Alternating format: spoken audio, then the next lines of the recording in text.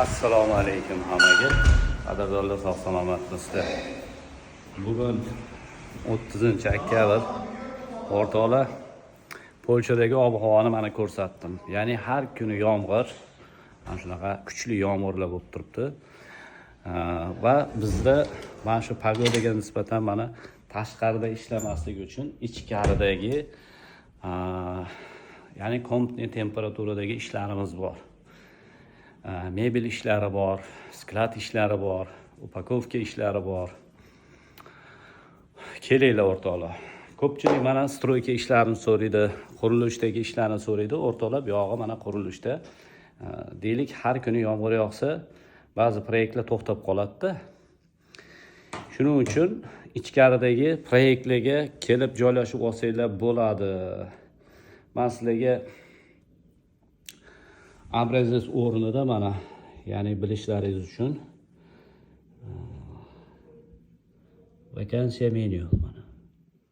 Vakansiya menyu. Mana ko'rib turganlaringdek, mana shu vakansiya menyu kanalimiz. Shundoq poisk berib kirsanglar, kunlik mana bu yerda mana 29-oktyabr kechagi vakansiyalar, ya'ni yotoqxonalari bu yerda ko'rinishi. Vakansiyalar, necha soat ish, qaysi adresda, haftada necha kun, bir kunda necha soat bo'ladi, oylik stavkasi, manzillari hamma yoq yozilgan bo'ladi o'rtoqlar. Faqat ozgina erinchoqligimiz bor. Hamma ma'lumotni telefon orqali bilishni xohlaydi. Yo'q o'rtoqlar, har bitta odamga men o'tirib turib 20 ta, 25 ta vakansiya bo'lsa, har bittasini tushuntirib bera olmayman. To'g'ri tushuninglar.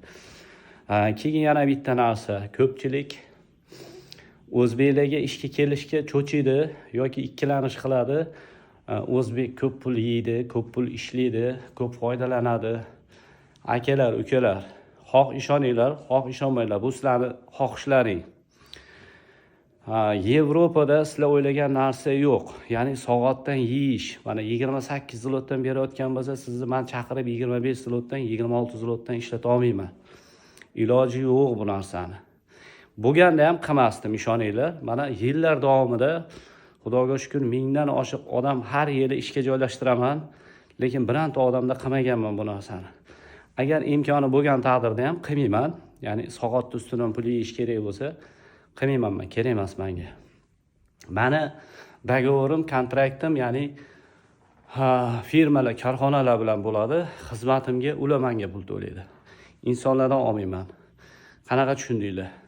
O'shaning uchun siz ming palakka borasizmi, Ukrainaga borasizmi, bilingki, hamma joyda bir xil o'sha stavkalar.